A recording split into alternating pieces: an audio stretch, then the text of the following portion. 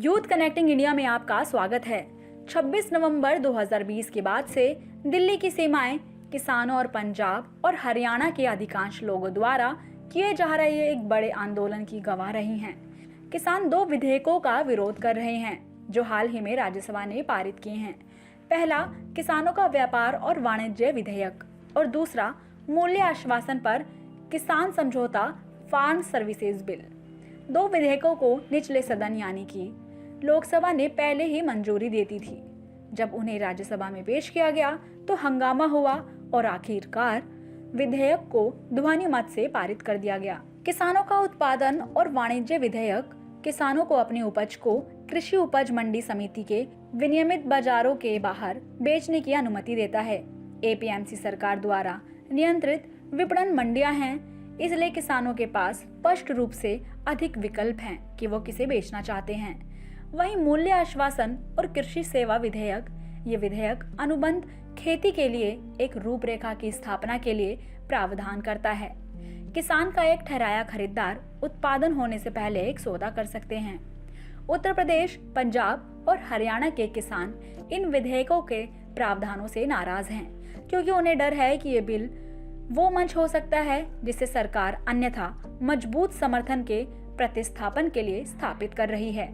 उनकी फसलों की खरीद के लिए उनके राज्यों में प्रचलित प्रणाली, उन्हें डर है कि 1960 के दशक की हरित क्रांति के बाद से एमएसपी की गारंटी उनकी सुरक्षा का जाल थी।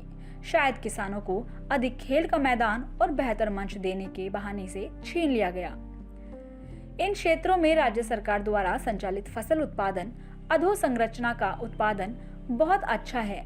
भारतीय खाद्य निगम के माध्यम से किसानों को दिए जाने वाले एमएसपी की खरीद, जिसे हर कृषि सीजन से पहले घोषित किया जाता है, किसानों को अधिक उपज पर ध्यान केंद्रित करने के लिए प्रोत्साहित करता है।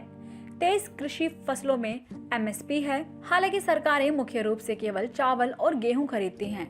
किसानों को हाल के दो बिलों का डर है, क्योंकि उन्हें लगता है कि ये कृषि सुधार प्रक्रिया सरकारी खरीद प्रक्रिया के साथ साथ एमएसपी को भी मार देगी। और हम पंजाब और हरियाणा के अधिकांश प्रदर्शनकारियों को क्यों नहीं देखते हैं?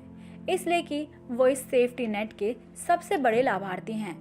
केंद्रीय मंत्रियों और प्रधानमंत्री नरेंद्र मोदी ने किसानों को आश्वासन देने का प्रयास किया है कि सरकार की ना तो सरकारी खरीद प्रणाली को समाप्त करने की कोई योजना है और ना ही एमएसपी नीति की, लेकिन भय और भ्रांति बनी रहती है और दोनों विरल पार्टियों में सार्थक बातचीत नहीं हुई है।